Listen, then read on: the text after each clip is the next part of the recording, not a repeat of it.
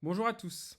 Alors aujourd'hui, nous allons voir comment lancer ta première campagne Meta Ads avec les formulaires instantanés pour environ essayer d'atteindre maximum, je dis bien maximum, 5 euros le coût du lead qualifié lorsque le setup est bien fait. Donc nous allons voir tout cela de A à Z aujourd'hui. Alors, 90% des annonceurs, ce n'est pas une stat dite au hasard, c'est une stat vérifiée qui sort de certaines études de certains instituts de marketing digital. 90% des annonceurs crament donc leur budget. Pourquoi donc? Pour trois principales raisons. Un mauvais ciblage, c'est-à-dire des audiences trop larges, des leads jamais qualifiés, donc ça fait beaucoup de leads, beaucoup de volume, mais en réalité, ceux-ci ne sont pas intéressés par le service qui est proposé. On a les formes, du coup les formulaires bâclés. Trois champs génériques, nom, email, téléphone, mais en réalité il en faut un peu plus. Et pas de tracking, c'est-à-dire Meta optimise sur les mauvais signaux. Donc qui dit mauvais signaux dit mauvaises choses à améliorer, enfin mauvais facteurs, mauvais outils à améliorer. Et donc aujourd'hui nous allons régler exactement ces trois problèmes-là pour éviter d'avoir des campagnes avec des budgets qui fondent comme neige au soleil sans que les résultats suivent. Donc ce que tu vas savoir à la fin, dans 14 minutes à peu près, donc tu vas savoir déjà comment setup un compte, comment activer ton pixel et ton tracking, voir quelle audience cibler, comment aussi avoir ta créative, comment je parle beaucoup trop de franglais, comment mettre en place, je dirais, ton formulaire, ainsi que voir ton suivi des leads et évidemment, une fois que la pub est lancée et est live, l'optimisation. Donc à la fin, tu auras un système complet, pas juste une astuce de plus à tester. Alors, première étape, le business manager. Là où tout le monde, la fondation que beaucoup de gens zappent, parce que c'est la partie la plus barbante. Le business manager de Meta est très poussé, très développé, donc très professionnel et parfois un peu dur à prendre en main pour des non-initiés. Donc cela passe d'abord par créer un business manager dédié à ton activité, jamais ton perso, c'est-à-dire toujours un business manager basé sur ta page, que ce soit Facebook ou Instagram. Donc j'ajoute bien ma page Facebook et ma page ou mon compte Instagram sur l'asset du business manager et je crée un compte publicitaire propre. Alors, business manager et compte publicitaire, on pourrait dire que c'est juste la traduction, mais c'est pas la même chose. Chaque business manager peut avoir plusieurs comptes publicitaires. Donc, je crée un compte publicitaire propre avec une carte bancaire pro à laquelle je relierai ce compte publicitaire-là. Parce que si je lance ces pubs depuis mon profil, je vais en fait je vais me retrouver bloqué. Et je perds dès les premiers jours et je perdrai du coup tout mon historique. Surtout qu'en plus, après, je vais vous expliquer ce que c'est le pixel et vous allez voir que l'historique est ce qui aide énormément sur l'optimisation des campagnes. Alors, qu'est-ce que le pixel? C'est les yeux de l'algorithme. Sans ça, on pilote littéralement à l'aveugle. Sans pixel correctement installé, Meta envoie à n'importe qui, mais on verra pourquoi en fait il envoie à n'importe qui. Il a aucun apprentissage possible, donc il envoie à n'importe qui. Il n'apprend pas de ses erreurs, j'ai envie de dire, il n'apprend pas de ses tests. On a un coût par lead qui évidemment grimpe et c'est bien impossible de scaler. Mais avec un pixel et des événements custom, on a Meta qui cible les profils valeurs. On a un apprentissage rapide, on a un CPL qui baisse mois après mois et on a évidemment une scalabilité possible car le pixel devient de plus en plus intelligent après plus les jours d'apprentissage se passent. Ensuite, la troisième étape, on a du coup les audiences qui marchent. Il y a principalement trois audiences qui marchent, c'est-à-dire les lookalikes à 1%. Donc ça, c'est pour si vous avez déjà fait des conversions. C'est lookalike à 1% basé sur tes meilleurs clients, c'est-à-dire ceux que tu as déjà réussi à convertir. Donc Meta va aller rechercher les profils lookalike, des profils très ressemblants à 1%, donc en fait quasiment similaires, disons, ouais, carrément similaires. Et pas forcément. Et le problème, c'est que c'est pas forcément tes leads ni tes inscrits, c'est vraiment tes clients payants, ceux que tu as réussi à convertir. Et donc, du coup, Meta va littéralement cloner leur profil. Deuxième partie, il y a aussi les audiences larges et les exclusions intelligentes. C'est-à-dire, tu mets l'âge à peu près, et par exemple, si tu vends Si on est sur de l'immobilier, on va pas cibler les 18-25 ans parce que c'est pas dans leurs problèmes, enfin c'est pas dans leurs imaginaires, c'est pas dans leur budget de toute façon. Et la localisation, parce que c'est utile de se localiser, que ce soit même pas forcément que France, hein, on peut même localiser en fonction des régions, etc. Mais c'est tout. L'algorithme Meta fera le reste, parce qu'on est en 2026, l'algorithme Meta est souvent meilleur que tout le reste, que les ciblages d'intérêt manuel. L'algorithme Meta apprend très très vite. Mark Zuckerberg, c'est ce qu'il fait. Et sinon, on a un retargeting à 75% pour ceux qui ont déjà engagé sur vos vidéos, donc sur vos créatives, mais qui n'ont pas été convertis. Donc ils ont regardé, ils n'ont pas rempli le formulaire, c'est de l'or pur. Il suffit juste de leur redonner ça, surtout sur peut-être une créative différente. Du coup, ils vont voir votre offre à travers un différent angle et ça a énormément de chances de convertir. Je continue. Il faut aussi une créative qui filtre. Parce qu'en fait, la première barrière de qualification, c'est l'image. Il faut qu'en fait, elle soit ultra spécifique. Il faut qu'elle vise exactement les personnes que vous voulez attirer. Par exemple, pas agence immobilière, parce que il y en a des milliers, si ce n'est des dizaines de milliers en France. Peut-être même des centaines de milliers, je ne sais pas, faudrait vérifier. Vous voulez vendre votre bien à Bordeaux, c'est-à-dire je suis en région bordelaise, je suis en Gironde au grand maximum. Et donc, Facebook va le comprendre. Donc, Facebook ne visera que des gens à Bordeaux, mais aussi les gens qui sont intéressés. Par exemple, quelqu'un qui est intéressé mais qui est à Lyon, bah, il ne cliquera pas et tant mieux parce que de toute façon, vous ne pouvez pas le satisfaire. Ensuite, il faut exactement montrer sur la créative le client cible. Il faut mettre une photo à laquelle la personne que tu veux ressembler veut toucher. Si vous voulez toucher les actifs entre 30 et 40 ans, il faudra mettre une image de quelqu'un entre 30 et 40 ans sur la créative pour que donc ça vous demande déjà à vous de bien connaître votre persona. C'est normal. Ça demande à vous de bien connaître votre portée là, mais aussi du coup la personne en face saura mieux s'identifier à ce que vous représentez, à ce que vous montrez. Il faut aussi annoncer le prix ou même les conditions, comme ça filtre les curieux dès la première pub, pas forcément et pas non plus après dans le formulaire, pas forcément d'ailleurs. Parfois dans la pub c'est discriminant dans les deux sens, c'est-à-dire les gens vraiment intéressés ils verront que vous êtes sérieux, donc ça va encore plus les pousser à passer le cap, enfin à passer le pas. Et ceux qui ne sont pas intéressés, bah, de toute façon, vous ne pouvez pas grand-chose pour eux. Et évidemment, ne jamais oublier les tests, tester 3 hooks différents, surtout les hooks, parce que c'est la plus importante, c'est la chose la plus importante sur une créative. C'est ce que les gens voient en premier, les questions, les statistiques, les promesses, et que Meta, en final, choisira le meilleur tout seul. De la même façon que sur les audiences, Meta sait très bien choisir ce qui fonctionne au maximum pour maximiser votre investissement. Ensuite, il faut que le formulaire qu'on qualifie, ce n'est pas un simple Google Form qu'on remplit pour faire plaisir, c'est un réel filtre pour accéder à vous. Il faut du coup, quand on trop, il faut que il annonce le prix, le timing, l'éligibilité directe. Il faut 3 à 5 questions filtrantes, le timing, la situation, le budget projeté.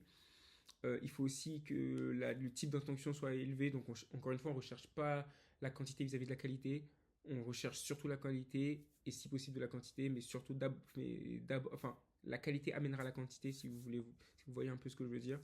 Donc, il faut un écran de confirmation pour trier que vraiment ceux qui sont intéressés. Et évidemment, il faut aussi un message de fin personnalisé qui apporte de la valeur parce que chaque lead qui n'est pas qui ne reçoit aucune information dans les 5 minutes après qu'il ait rempli le formulaire, c'est à 80% un lead perdu. Donc il faut lui donner de l'instant value, il faut le rétribuer le plus instantanément possible. Et le message perso, ça peut être aussi simple qu'on vous recontactera dans les 24 heures, rien que ça, au moins il est fixé, il sait ce qui lui arrivera, il connaît sa, comment dire, il connaît sa limite temporelle et c'est ultra important, ça rajoute vraiment du professionnalisme à votre démarche, à votre funnel de vente en tout cas. Et évidemment les questions, par exemple là je vais vous montrer la question qui change tout, parce que les questions changent réellement tout et peuvent vraiment faire passer une campagne bof, même pas rentable, à une contrat ultra rentable.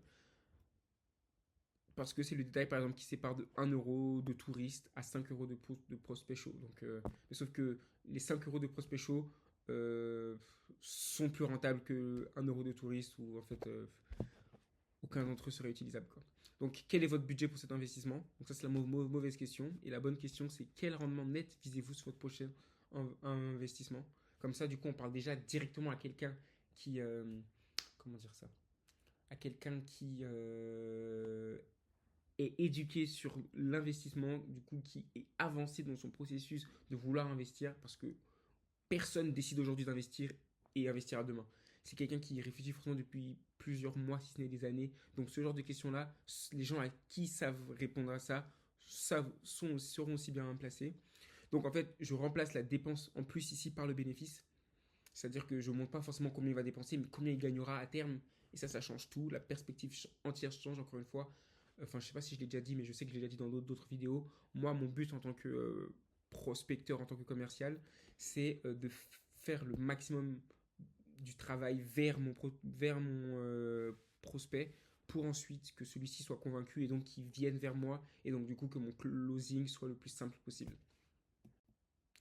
La sixième étape, c'est évidemment le suivi et le rappel, comme je l'ai déjà dit, là où on perd 80% des annonces, là où en fait 80% des annonceurs perdent leur lead, c'est 5 minutes en réalité la durée de vie d'un lead. On vit dans un monde ultra concurrentiel où toutes les marques du monde ne font que se battre pour notre attention.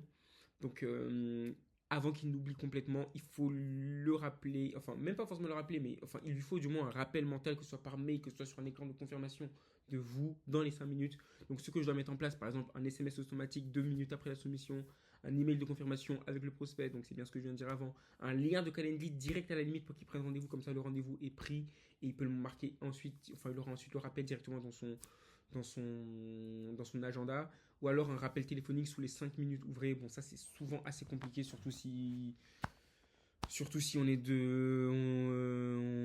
hors des horaires de travail, si le remplit à 22h, etc. Mais je sais que les 3 premiers, par exemple, c'est archi simple à mettre en place et c'est indispensable pour le coup. Faites-moi confiance. Et évidemment, il faut optimiser le bon KPI. Le coût par lead n'est pas spécialement mon ami parce que le coût par lead veut peut-être tout et rien dire. Alors que là, par exemple, plus je descends, plus c'est honnête, et plus je descends, plus en fait je maîtrise mieux en fait mes coûts, et surtout qui dit maîtriser mes coûts dit maîtriser au plus mon PNL, mon compte des résultats, et mon bas de compte des résultats sourira de plus en plus. Donc le coût par lead qualifié est mieux parce que chaque lead qualifié est potentiellement signable. Et en plus, le coût par RDV honoré aussi est mieux parce que qui dit RDV honoré dit aussi plus de chances de signer, donc d'augmenter mon chiffre d'affaires à la fin. Et évidemment, le coût par lead signé, bah, le lead il est signé, mon lead sera augmenté, enfin comment dire, voilà, qu'est-ce que je raconte, mon chiffre d'affaires sera incrémenté et donc le coût par client en fait le coût par client signé c'est mon CPA, et donc en fait beaucoup de gens se targuent d'avoir un CPL très bas, mais la vérité c'est d'avoir un coût par client signé, et aussi le but, c'est qu'en fait le CPL soit égal au CPA, enfin au coût par client signé.